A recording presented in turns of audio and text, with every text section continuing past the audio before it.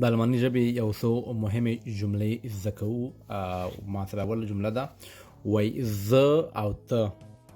زه او ته دا جمله په الماني ژبه څنګه وای؟ داسې وای ich und du. ich und du. ich مطلب زه، und او du مطلب ته. که وایو موږ دواړه، موږ دواړه بیا داسې وای wir beide. wir beide موږ دواړه.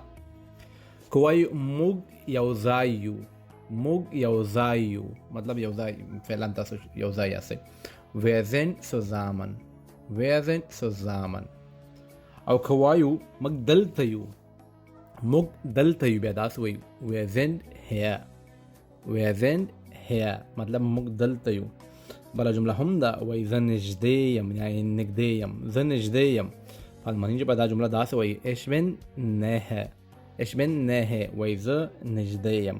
دوستانو پاتې جملې په بله ویډیو کې.